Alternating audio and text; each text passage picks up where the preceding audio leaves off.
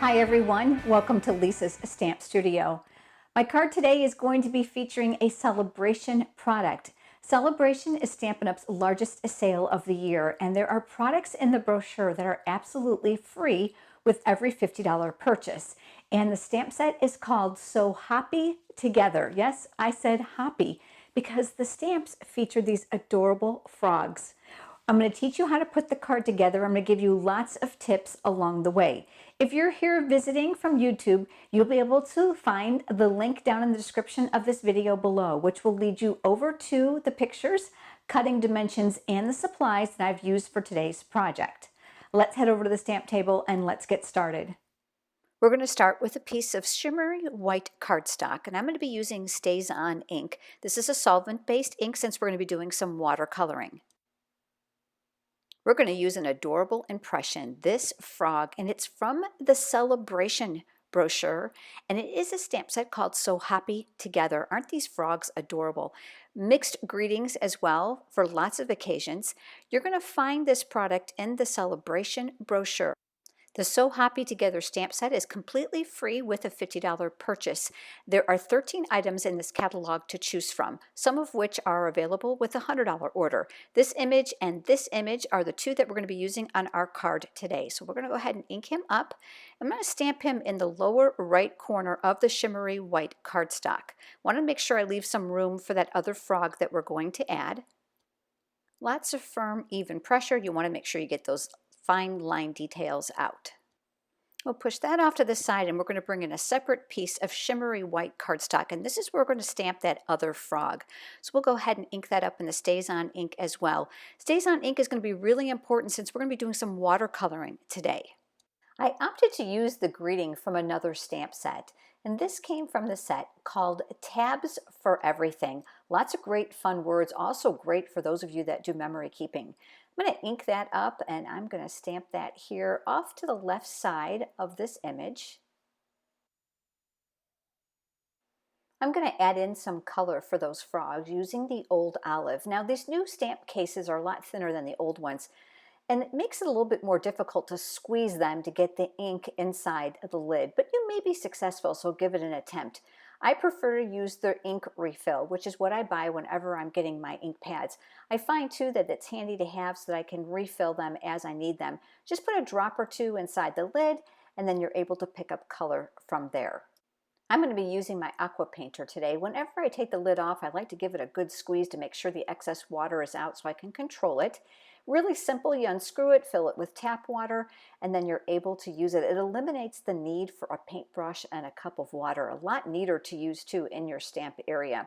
So I'm going to go ahead and use that as a palette from the ink inside the well. That ink there that's dropped on there is really concentrated, so I always try to make sure that I'm going to water it down a bit. The leverage underneath the lid to balance it is another thing, so I put another ink pad underneath there to kind of make it even. So you can see that I'm picking up that ink from that dark spot and I'm thinning it out so that I can control it. And I'm working in the areas on my frog, and you can see I'm not being very neat. I'm just spreading the color over the image, just kind of dabbing it on. You certainly don't have to be an artist for this. And then I'll go back over the areas I feel that I want to be darker. The one nice thing about the shimmery white cardstock is it does dry relatively quickly, and it does absorb the water like watercolor paper very well. I'm not going to forget those little eyelids here. And then what I'm going to do now is I'm going to go back over this image, and I'm going to make some areas darker because I want to bring out the pronunciation of the tones in this card to give it some liveliness. So I'll pick up a little bit darker, watering it down, but not as much. And now what I'm going to do is I'm going to give this some character by filling in some spots in some areas around his stomach, and then over here around his face. Like I said, you certainly don't have to be an artist for this image. Just go ahead and dab your color on. The great thing about this is you can go back and add color in layers as much as you'd want, making areas darker. Remember to start lightly because you can't take color away, but you certainly can add it as you go. And like I said, this paper is very absorbent. And I'm going to switch over to the other frog now, avoiding the top half of his glasses. I'm going to color him in. Now that we're all done, we're going to get our aqua paint are ready to be put away, you're going to want to squeeze it over your chamois or your Stampin' Scrub so water will run through the bristles to clean it out before you store it. I'm going to do that right off camera. And then you're going to want to test it on your grid paper or your scratch paper to make sure that it runs clear. I do like to pinch the tips to get the excess water out and to make sure the bristles are together, then I'll cap it. Nothing worse than those stray hairs across the bottom. There is no die for the stamp set, so I'm going to fussy cut it, which just means we're going to cut it out by hand using our scissors. I'm going to give you a couple tips about cutting. Leave some white areas around your image. I'm going to use my Grapefruit Grove ink pad, and I'm going to stamp some small hearts to coordinate with that greeting. And I took this small heart from a different stamp set. This Tabs for Everything does have a heart in it, but I decided to use the Labeler Alphabet, another one of my favorite stamp sets. It's got images for different alphabet letters that you can formulate your own sentences, but also look at the small images with the hearts and the stars as well. Great addition for your stamp room. I'm going to go ahead and ink that up, and I'm going to stamp myself some hearts. So we'll put one here, and then we'll put another one down here, and then we'll add one more just for a little bit visual interest. I've got a small strip of Grapefruit Grove cardstock, and I'm going to use this beautiful Gingham Gala Designer Series paper, two sides to it. I'm going to use the cardstock to create a decorative edge on the Designer Series paper. So using my silicone craft sheet, I'm going to place adhesive along the edge of the Designer Series paper. I love using the silicone craft sheet because adhesive will not stick to it. So I'm going to border this up along the side of the cardstock, just leaving a little bit of that decorative edge to show. And do you see how this is sticking out a little bit here? Well, let me give you a tip. Grab your scissors and use your Designer Series paper as a guide and just trim away the excess. Coming up right alongside of it, I don't care how careful I am, sometimes I'm off by a 1/16 of an inch, and this way you can make them nice and even. I'm going to add the Shimmery White cardstock to the Gingham Designer Series paper. I'm going to use my adhesive and place that on the back. Love using my silicone craft sheet. I don't have to worry about adhesive sticking to my work surface. And then what I'll do is I'll go ahead and adhere this, leaving a small margin on the right and a larger margin on the left. Not expected, but it's going to create a lot of visual interest for this card. Just looking to make sure that it's aligned as straight as possible. I'm going to bring in a base of Old Olive cardstock. I'm going to fold that in half using my bone folder. I'm a big fan of this tool to provide that nice crisp edge on my card.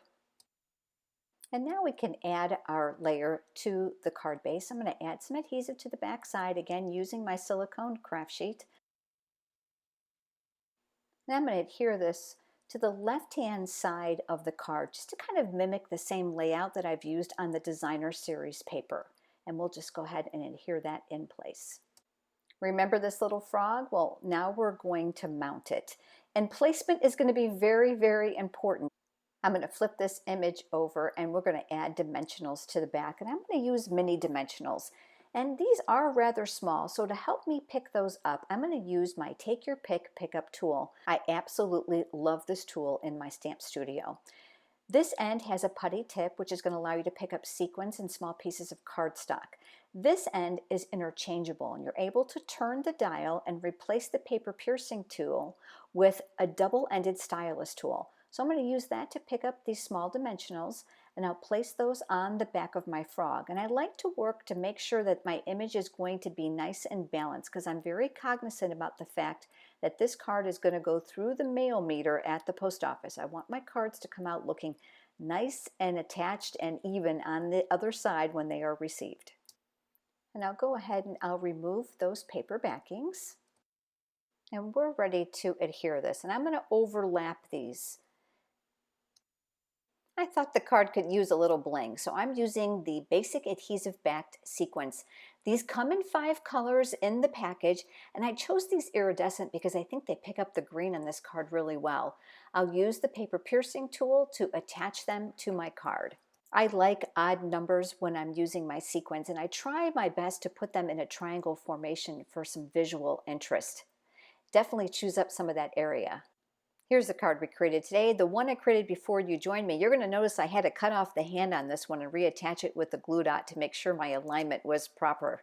If you don't already have a Stampin' Up! Demonstrator and you're interested in receiving a complimentary copy of the current annual or the occasions catalog, and of course a copy of the sale brochure, just leave me a comment below. I would be happy to include them for you.